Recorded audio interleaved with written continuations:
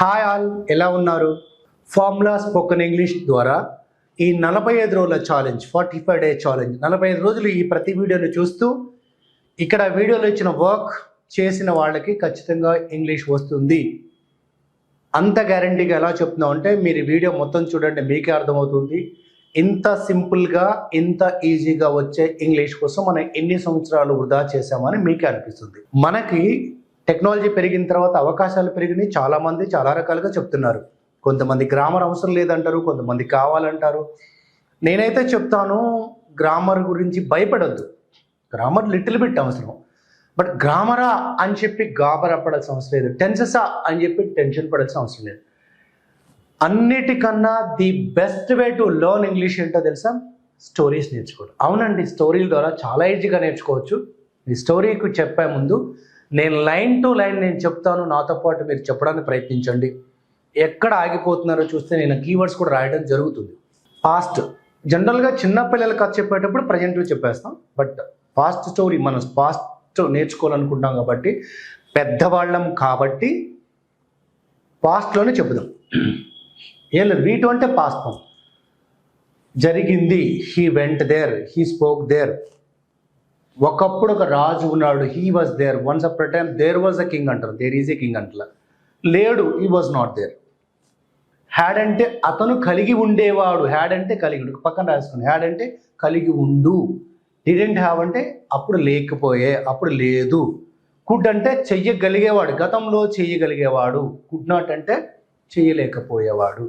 Use to did, he use to wake up early అంటే గతంలో క్రమం తప్పకుండా చేసేవాడు. మళ్ళీ చెప్తున్నాను, హ్యాడ్ అంటే గతంలో కలిగి ఉండేవాడు. ఐ హ్యాడ్ ఏ పెన్, నాకు పెన్ ఉండేది.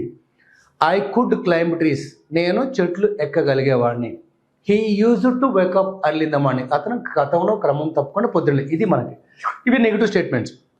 ఈ 4 పదాలు గుర్తు పెట్టుకుంటే చాలు. నిన్న బిజీ, ఐ వాజ్ బిజీ. ఇప్పుడు busy, I am busy. Was were past position చెప్తుంది. హ్యాడ్ గతంలో కలిగి ఉన్న పొజిషన్ చెప్తుంది. అంటే ఇక్కడ పొజిషన్ అంటున్నా అంటే స్టేటస్, ఇక్కడ గతంలో కలిగి ఉండని చెప్తుంది. ఇంత లాజిక్ ఏంటంటే, ఐ హ్యావ్ అంటే ఏంటి, ఇప్పుడు ఉంది. ఐ హ్యాడ్ అంటే ఏంటి, ఉండేది. ఐ కెన్ అంటే ఏంటి, ఇప్పుడు చేయగలను. ఐ కుడ్ అంటే ఏంటి, ఒకప్పుడు చేయగలిగేవాడిని. I wake up early in the morning, నేను పొద్దున్న లేస్తా. I use to wake up early in the morning, ఒకప్పుడు పొద్దున్న లేసేవాడిని. ఇంతే. ఇప్పుడు స్టోరీలోకి వెళ్దాం. నేను ఒక స్టోరీ చెప్పుకుంటూ లైన్ టు లైన్ తెలుగులో చెప్తూ ఉంటా, తెలుగుతో పాటు ఇంగ్లీష్ కూడా చెప్తా. మధ్యలో చిన్న గ్యాప్ ఇవ్వడం జరుగుతుంది. ఆ గ్యాప్లో మీరు ఫిల్ చేయడం ట్రై చేయండి. ఆ గ్యాప్లో మీరు ఇంగ్లీష్లో అనుకోండి. మీరు అనుకున్నది నేను చెప్పేది ఒకేలా ఉంటే వెళ్ళనుకుంటే, లేకపోతే నేర్చుకోండి.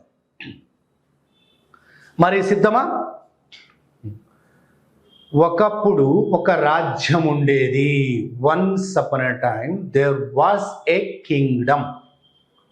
నేను ఈసారి గ్యాప్ ఇవ్వకుండా చెప్పా. రాజ్యం అంటే కింగ్డమ్. ఆ రాజ్యంలో చాలా మంది ప్రజలున్నారు, ఉండేవారు. There are many people, there were many people in the kingdom. ఆ రాజ్యంలో ఒక చిన్న పేద రైతు కూడా ఉండేవాడు. There was a poor farmer in that kingdom. ఆ పేద రైతు ఒకరోజు తన పొలానికి వెళ్ళాడు. దట్ పూర్ ఫార్మర్ వెళ్ళడానికి ఏమంటారు, వెంట్ టు హిస్ ఫీల్డ్స్. పొలాన్ని పొలం అంటారు, ఫీల్డ్స్ ఉంటున్నామా. అతని తోట గుమ్మడి తోట. అతనికి ఒక గుమ్మడి తోట ఉంది. గుమ్మడికాయని ఏమంటారు, pumpkin. He had a pumpkin garden. అతనికి ఒక గుమ్మడి తోట ఉంది. అక్కడ పెద్ద గుమ్మడికాయ చూశాడు అతను.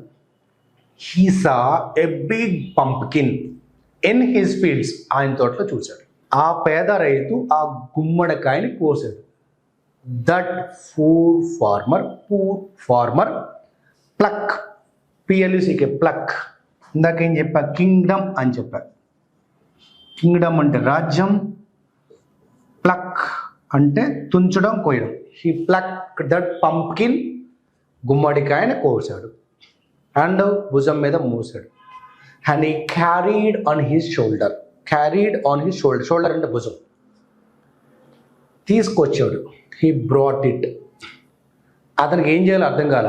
He did not understand. అర్థమైందంటే హీ అండర్స్టూడ్. అర్థం కాలేదు. He did not understand what to do with that pumpkin. అంత పెద్ద గుమ్మడికాయ ఏం చేయాలో అర్థం కాలేదు. అతనికి ఒక ఆలోచన వచ్చింది. He got an idea, he got some thought అని కూడా అనొచ్చు.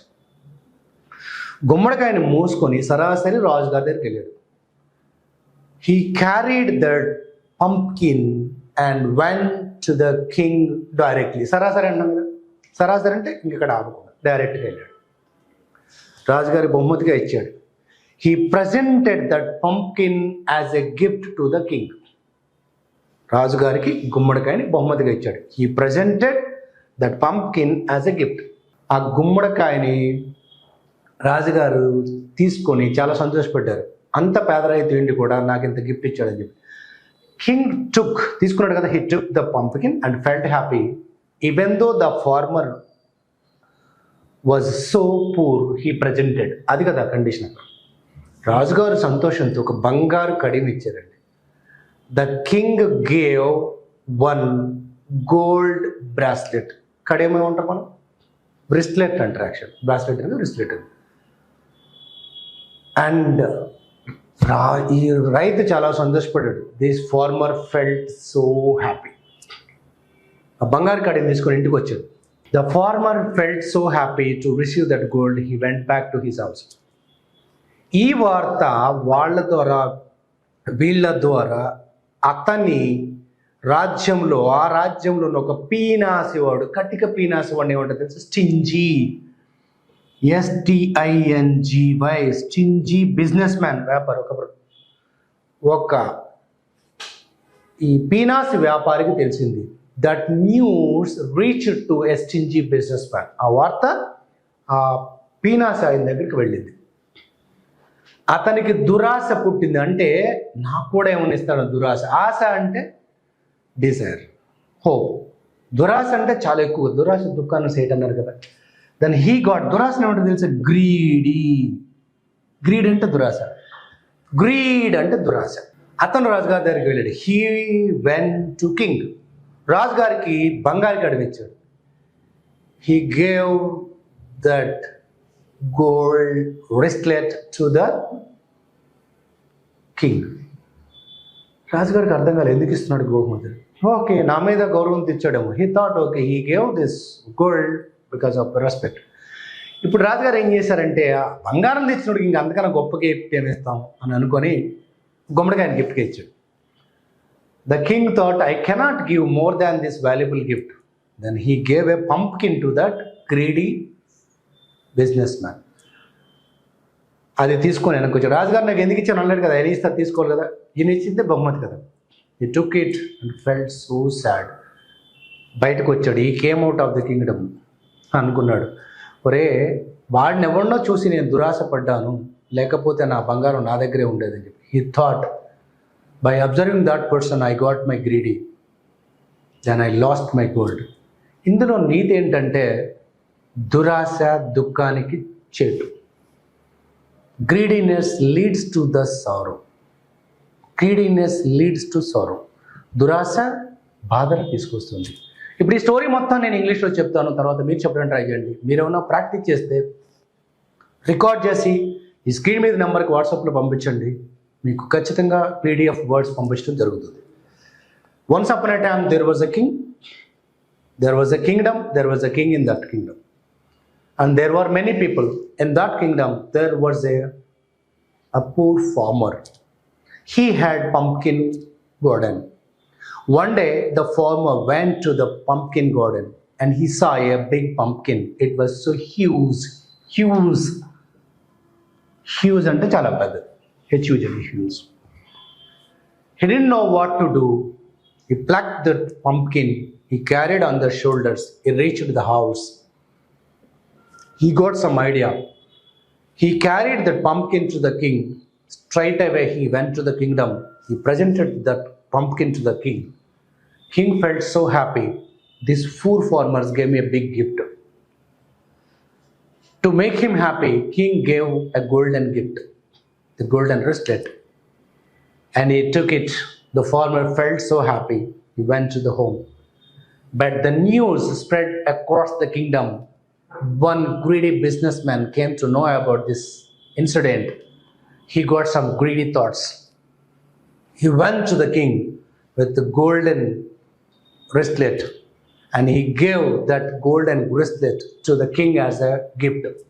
King felt so happy. He thought he's already felt rich. He has a lot of gold to donate. What can I do him? Let me give something new. Then he thought to give that pumpkin, that big pumpkin king presented to the greedy businessman. Greedy businessman took it. He came out and he realized that he lost the gold for a cost of pumpkin. Then he became very sad and he understood the consequences of this greediness. The moral of this story, if you have a lot of greediness, you will get sorrowness. The greediness leads to the sorrowness. Greediness leads to sorrow. ఇలాంటి చిన్న చిన్న కథలు మీరు నేర్చుకోండి, మీ పిల్లలకి చెప్పండి, చెప్పిస్తుండండి. గుర్తుపెట్టుకోండి, ప్రతి వీడియో పూర్తిగా చూడండి, షేర్ చేయండి. ఇక్కడ నువ్వు పదాలు చూసి, గ్రామర్ చూసి గాబరా పడద్దు, టెన్షన్ చూసి టెన్షన్ పడద్దు. అందరికీ ఆంగ్లం అనర్గళంగా 45 రోజుల్లో నేర్పించడానికి మేము చేస్తున్న ఈ ప్రయత్నానికి మీ సహకారం అంతా ఒకటే. ప్రాక్టీస్ చేయండి, లైక్ చేయండి, షేర్ చేయండి, ముఖ్యంగా సబ్స్క్రైబ్ చేసి బెల్ కొట్టండి.